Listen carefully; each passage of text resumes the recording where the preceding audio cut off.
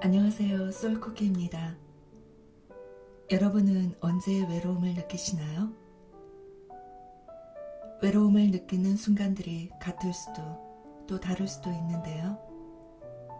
하루를 정신없이 보내고 밤에서야 불 꺼진 집안에 홀로 들어설 때, 모두가 가족과 나들이를 나왔는데 나 혼자 커피 한 잔을 손에 들고 공원 벤치에 앉아 있을 때, 다 자란 아이들이 대화가 되지 않는다며 부모님과의 대화를 거부할 때, 또는 친구들에게 차 한잔 하자고 연락했는데 모두 시간을 낼 수 없을 때 등등, 문득 어느 순간에 외로움을 느끼는데요.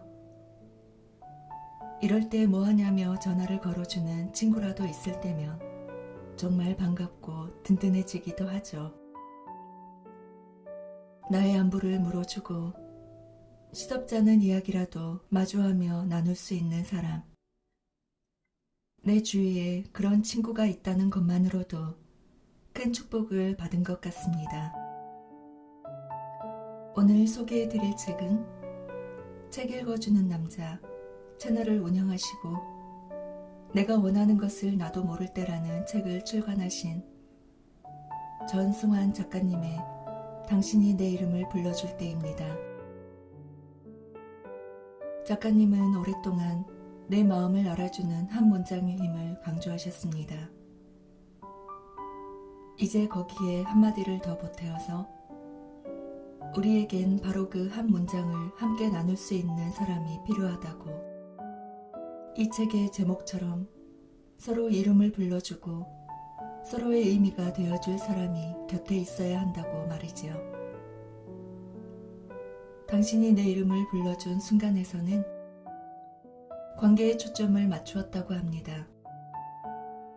나 자신과의 관계, 타인과의 관계, 나와 세상과의 관계에 관한 다양한 문장들을 소개하시고자 합니다.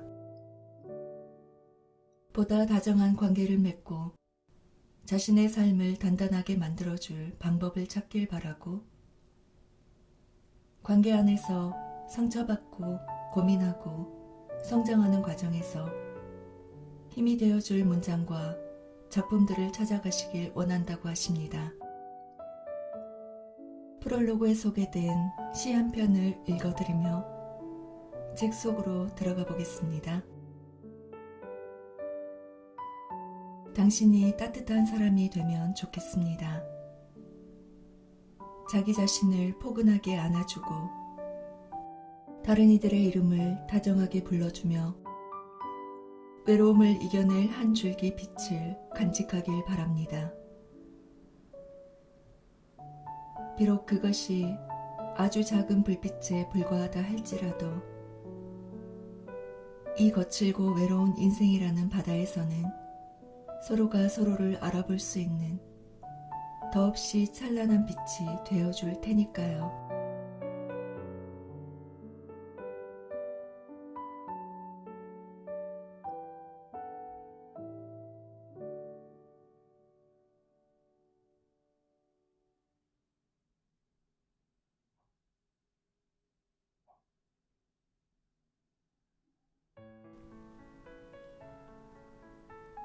헤르만 헤세의 데미안은 오랫동안 많은 사람들에게 사랑받는 소설입니다.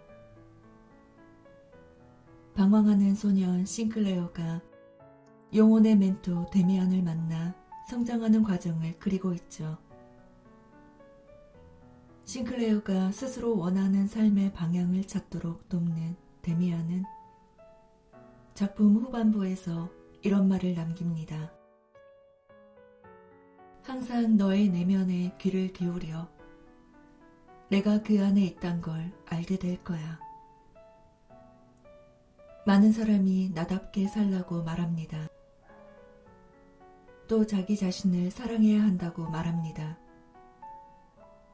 드라마나 영화에서도 데미안을 비롯한 동서고금, 수많은 베스트셀러도 한결같이 그렇게 말하죠. 저 역시 그런 이야기를 많이 해왔습니다. 행복하기 위해 가장 필요한 게 뭘까요? 작가님 인생에서 가장 중요한 일은 무엇인가요? 라는 질문을 받을 때면 늘 이렇게 대답하죠. 바로 나 자신, 그리고 내가 나를 사랑하는 일이 가장 중요하다고 말입니다. 당연히 내가 날 가장 사랑해줘야 하는 게 맞습니다. 자기 자신도 사랑할 수 없다면 다른 사람 역시 제대로 사랑할 수 없을 테니까요. 그런데 그게 어디 쉽나요? 거울 속 나를 천천히 들여다봐도 다른 사람의 시선을 곱씹어봐도 자꾸 단점만 크게 보이는 건 왜일까요? 저 역시 위대한 작가들의 글을 보면 스스로 작게 느껴지기도 하고 주변 사람들의 성공한 삶을 보며 나는 왜 그렇게 살지 못할까 괴로워질 때가 있습니다. 세상에서 가장 중요한 게 나라고 사람들에게 말하면서도 정작 저조차 쉽게 흔들린 거죠. 이런 제게 2020년 도쿄올림픽의 한 장면은 꽤 충격적이었습니다. 제가 몇 등을 했지요? 그냥 끝까지 해내서 기쁜 거지 몇 등인지는 잘 모르겠어요. 여자 근대오종 종목에 대한민국 대표로 출전한 김세희 선수는 마지막 경기를 마치고 이렇게 말했습니다. 땀으로 범벅이 된 얼굴로 모든 것을 후회 없이 쏟아냈다는 표정으로 말이죠. 근대 5종 경기는 고대 올림픽의 5종 경기를 계승한 것으로 원래 우리나라에서는 인기 종목이 아니었습니다. 저 역시 인기 종목인 야구나 100m 달리기 같은 것에만 관심이 있었는데 우연히 펜싱 경기를 보다가 김세희 선수의 장갑에 쓰인 지금 이 순간은 절대 돌아오지 않는다라는 문구를 보고 저도 모르게 감정이입을 하고 집중하기 시작했죠. 펜싱, 수영, 승마, 레이저런 하나만 해도 힘든 경기를 연달아 치러야 했지만 김세희, 김선우 선수는 세계 선수들과 경쟁하면서도 끝까지 집중력을 잃지 않았습니다. 마지막 종목 직전에는 김세희 선수가 전체 2위, 김선우 선수가 전체 9위로 매우 높은 순위를 차지하고 있었죠. 내심 메달도 기대되는 상황이었습니다. 하지만 두 선수의 최종 순위는 11위와 17위로 아쉽게도 메달은 따지 못했습니다. 하지만 대한민국 선수 중 역대 최고 순위를 차지했고 경기 내용 역시 세계와 경쟁할 수 있다는 자신감을 얻을만 했습니다. 경기 후 소감을 묻는 기자들에게 김세희 선수는 이렇게 답했습니다. 아쉬움이 없을 수는 없죠. 하지만 처음 출전하는 큰 경기에서 모든 걸 쏟아부었다는 것만으로도 스스로를 칭찬해주고 싶어요. 굉장한 긴장감이 감도는 올림픽 대회, 비인기 종목의 서름과 코앞에서 메달을 놓쳤다는 아쉬움에도 긍정 에너지를 마음껏 발산하며 경기를 즐기는 선수들을 보며 문득 제 모습을 돌아보게 되었습니다. 항상 결과에 만족하지 못하고 남과 비교하며 속상해하는 모습 말입니다. 김세희 선수도 분명 메달 욕심이 있었을 테고 아쉬움도 있었을 겁니다. 하지만 다른 선수들과 자신을 비교하고 결과에 슬퍼하는 대신 내면에서 우러나오는 기쁨과 행복을 있는 그대로 즐겼던 것입니다. 결과에 연연하지 않고 활짝 웃는 그의 모습을 보며 저는 행복의 첫걸음이 멀리 있지 않다는 생각을 했습니다.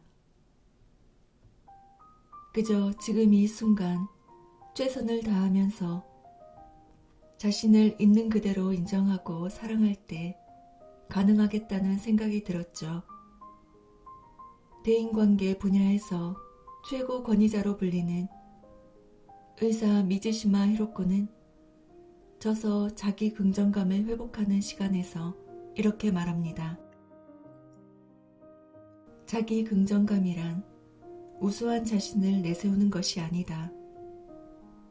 있는 그대로의 자신을 인정하고 긍정적으로 생각하는 마음이다.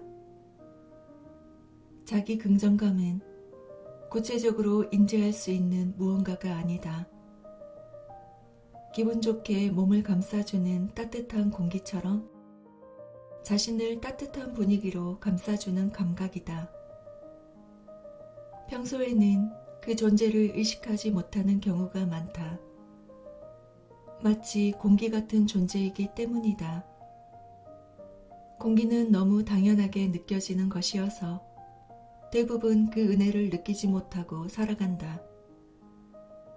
하지만 공기가 부족해지면 그 존재가 생명을 좌우할 정도로 중요하다는 사실을 깨닫는다.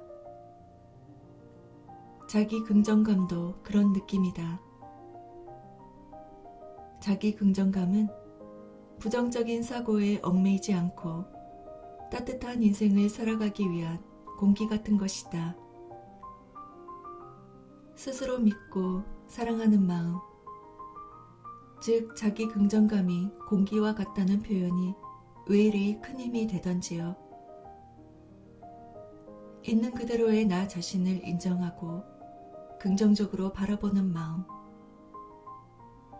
김세희 선수처럼 최선을 다하되 지금 이대로도 충분하고 대단하다고 스스로에게 말할 수 있는 여유가 자기 긍정감을 만드는 핵심이었던 거죠. 비록 지금은 잠시 잊고 있더라도 늘 우리 곁에 있는 그 존재를 언제든 깨달을 수 있다고, 우리 모두 원래부터 스스로를 사랑할 수 있는 존재라고 어깨를 토닥여주는 것 같았습니다. 우리는 보통 나와 같은 또래의 사람이 무언가 큰 성취를 이루었을 때 나는 그동안 뭐 했나 싶은 생각을 하거나 아무것도 이룬 게 없다는 생각에 좌절감과 열등감을 느낍니다. 하지만 절대 그럴 필요가 없습니다. 그것은 나 스스로를 미워하고 학대하는 것과 같아요. 사회로 나가면 언제든 대체로 내가 처한 상황은 불리합니다. 나를 칭찬하는 사람들보다 나를 폄하하는 사람들이 많고, 나를 지켜 세우려는 사람보다 깎아내리려는 사람이 더 많죠. 그런데 이런 환경 속에서 나마저 나를 미워한다면 더 이상 누가 날 사랑하겠습니까? 나마저 자기 자신을 힘들게 하지는 말아야 합니다. 내 나이 또래의 사람이 무언가를 이뤘지만 나는 아직 눈에 띄게 이룬 것이 없다면 그와 내가 걷는 걸음이 다르기 때문이죠.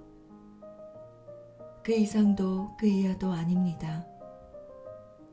나와 그가 가는 길이 다를 뿐이고, 나는 내 길을 가야 하고, 이때 중요한 것은 어제의 자기 자신으로부터 나아가는 것입니다.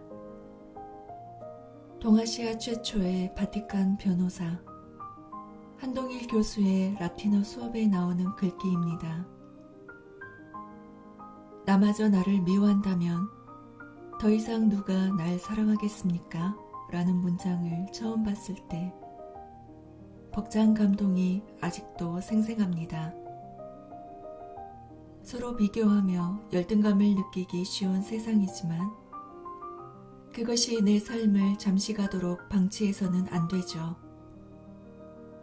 남의 걸음을 억지로 쫓아갈 필요는 없습니다. 나를 깎아내리는 사람들에게 상처받을 필요도 없습니다. 그런 사람은 어디에나 있을 수 있다는 걸 받아들일 필요가 있어요. 그런데 사회생활을 하다 보면 부정적인 영향을 주는 사람들을 완벽하게 피할 순 없더군요. 언젠가 제가 좋아하는 선배 하나가 이런 말을 해준 적이 있습니다. 앞으로 시기와 질투를 받을 일이 분명 생길 거야. 널 일부러 깎아내리고 끌어내리려고 할 수도 있어. 처음엔 상처받겠지만 그 사람들이 대체 왜 그러는지부터 생각해봐. 그럼 오히려 즐기게 될 거야. 이 몇 마디 말이 10년 넘는 회사 생활을 지지해준 버팀목 중 하나였습니다. 조금 건방질 수도 있지만 다 내가 잘나서 일어나는 일이라고 생각하니 무슨 일을 겪어도 왠지 마음이 가벼워지고 위안이 되더군요. 이런 말을 해주는 사람이 곁에 있어 참 다행이라는 생각도 들었습니다. 세상에서 나를 가장 사랑해 줄 수 있는 사람은 바로 나 자신입니다. 그리고 나를 사랑하는 건 스스로를 응원하고 믿어주는 데서 시작하죠. 어떤 상황에서도 결과에 상관없이 지금 너무 잘하고 있다고 자신을 끊임없이 응원해 주는 겁니다. 특별한 말이 아니어도 됩니다. 가장 흔한 말이지만 정작 자신에겐 제대로 건네지 못한 말. 고마워. 괜찮아. 오늘도 수고했어. 처럼 평범한 위로와 감사의 말이면 충분합니다. 우리는 모두 지금의 나라는 존재만으로 사랑받을 가치가 있습니다. 살아 숨쉬고 세상을 느끼며 누군가와 관계를 맺고 무언가를 꿈꾸고 하루하루 성취해 나가는 그 경이로운 일을 바로 내가 해내고 있으니까요. 그런 소중한 존재를 남과 비교하며 깎아내리지 마세요. 그저 어제보다 나은 오늘을 만들고 오늘보다 나은 내일을 살아가며 계속해서 그 삶을 응원해 주세요. 당신은 세상에서 가장 특별한 존재, 사랑받을 가치가 있는 사람입니다. 지금도 그리고 앞으로도.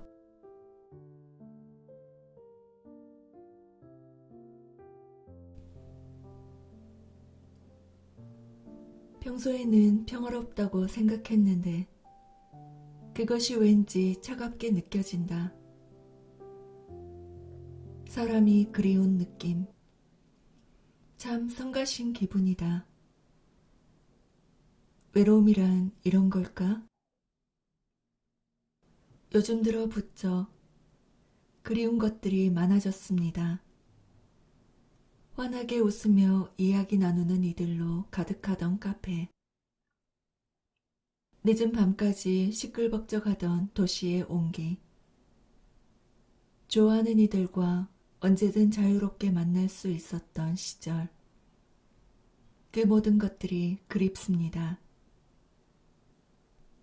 누군가는 이 그리움과 고독감이 코로나 블루 때문이라고 하고 누군가는 나이가 들어 마음 줄 곳이 줄었기 때문이라고 합니다. 물론 혼자만의 평화로운 시간이 즐거울 때도 있습니다. 하지만 그 시간이 길어질수록 우리는 결국 타인의 온기를 바라게 됩니다. 글의 첫머리에 인용한 시즈코의 슈슈케의 소설 클로즈드 노트 속 문장처럼 말이지요. 사람은 사회적 존재다. 우리는 서로 더불어 살아야 한다는 말들이 때론 고루하게 느껴지기도 했지만 지금 같은 상황이 되니 절실히 깨닫게 됩니다. 아무리 혼자 보내는 시간이 좋더라도 다른 사람의 손길이, 목소리가, 웃음소리가 어쩔 수 없이 그리워지는 게 인간이라는 것을요. 여러분은 사랑하는 이의 이름을 얼마나 자주 부르시나요? 사람들과 만나지 못하는 시간이 길어질수록 이름을 다정하게 부르거나 불리는 일이 적어진다는 건 슬픈 일입니다. 사실 일상에서 우리가 서로의 이름을 부를 일은 의외로 많지 않습니다. 대신 우리는 서로를 땡땡 엄마, 땡땡 아빠, 땡땡 대리, 땡땡 팀장 등 다양한 호칭으로 부르지요. 사실 호칭에는 신비한 기능이 있습니다. 아빠, 엄마로 불리면 어느새 듬직한 부모 역할을 하게 되고, 선배라고 불리면 어느새 선배 역할을 하게 됩니다. 물론 각자 역할을 해내는 모습은 때로 멋지게 보일 때도 있지만, 필연적으로 호칭은 누군가의 기대와 역할에 맞게 살게끔 만듭니다. 그래서 가끔은 그 책임이 너무 무겁게 느껴지기도 하고, 호칭으로만 불리는 삶은 온전히 나를 위한 삶과는 거리가 멀게 느껴질 때가 있지요. 아이고, 인생이 왜 이리 허무한지 모르겠다. 수십 년 동안 승환 엄마로만 불렸던 제 어머니도 종종 이렇게 말씀하십니다. 그러실 때마다 저는 어머니의 이름을 다정하게 불러드리곤 하죠. 적절히 장난기도 섞어가면서요. 역할로만 불리다 보면 정작 내 이름은 잊고 사는 날이 많습니다. 그럴수록 나는 누구지? 하는 정체성의 혼란을 겪을 수밖에 없고, 때때로 삶이 슬프게 느껴지는 것이지요. 내가 그의 이름을 불러주기 전에는 그는 다만 하나의 몸짓에 지나지 않았다. 그는 나에게로 와서 꽃이 되었다. 내가 그의 이름을 불러준 것처럼 나의 이 빛깔과 향기에 알맞은 누가 나의 이름을 불러다오. 그에게로 가서 나도 그의 꽃이 되고 싶다. 우리는 모두 무엇이 되고 싶다. 너는 나에게, 나는 너에게 잊혀지지 않는 하나의 눈짓이 되고 싶다.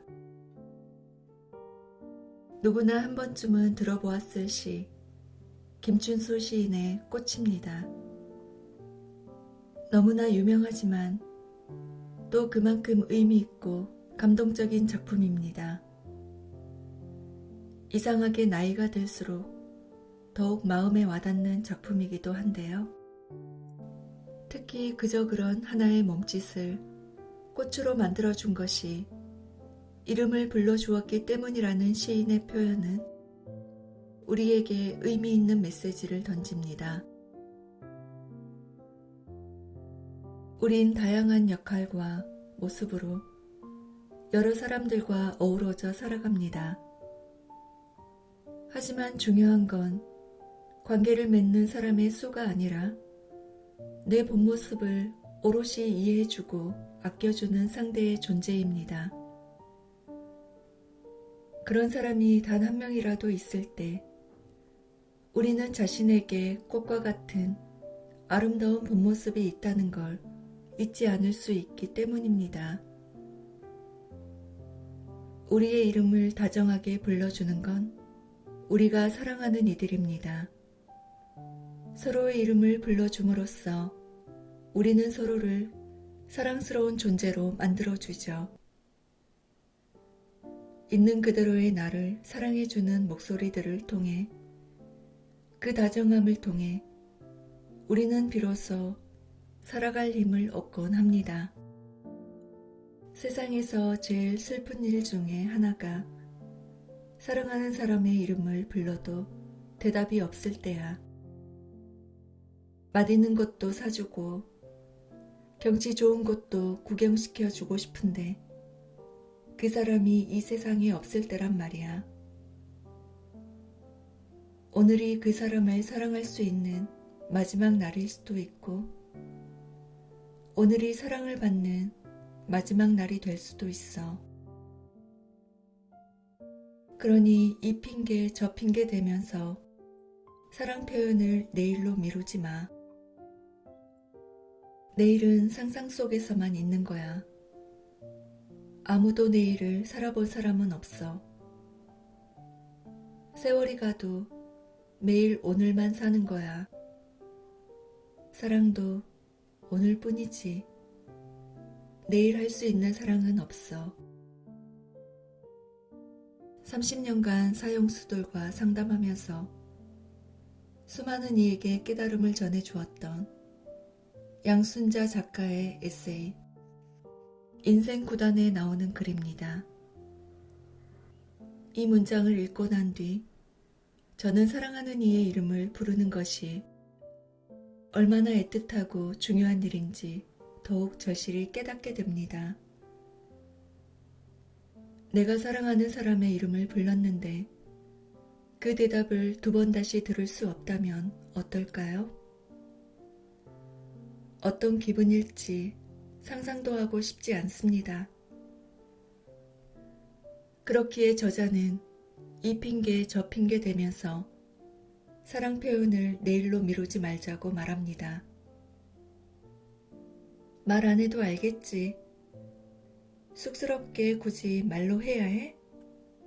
나중에 하자라고 표현을 아껴왔다면 오늘 하루만이라도 적극적으로 표현해보세요. 언젠가 이 순간을 후회할지도 모르니까요. 결국 우리는 이름으로 불려야 합니다. 그저 딱딱한 호칭이 아니라 다정하게 불리는 이름으로 말이죠. 사랑하는 이가 내 이름을 불러주는 순간 나는 비로소 살아있는 존재가 됩니다. 누군가가 부르는 소리에 돌아보며 웃음 짓고 이야기 나눌 때 바로 그런 생기 있는 관계 속에서 비로소 인간은 아름다운 한 송이 꽃으로 살아갈 수 있기 때문입니다. 우리 이름을 어머니가 사랑스럽게 불러주던 순간, 아버지가 자랑스럽게 불러주던 순간, 연인이나 친구가 다정하게 불러주던 그 순간이 지금의 우리를 다정한 사람으로 만듭니다. 사랑받고 사랑하는 소중한 존재라는 사실을 일깨워줍니다. 그렇기에 오늘도 내일도 서로의 이름을 다정하게 불러주고 불리길 바랍니다. 다정하게 이름을 불러주는 사람이 있다는 것만으로도 우리는 충분히 잘 살아왔습니다. 다정하게 이름을 부를 사람이 있다는 것만으로도 우리는 더욱 행복해질 수 있습니다. 그러니 당신의 이름을 다정하게 불러드리고 싶습니다. 어떤 어려움 속에서도 좌절하지 않고 길을 잃지 않고 앞으로 씩씩하게 나아갈 수 있기를 바라며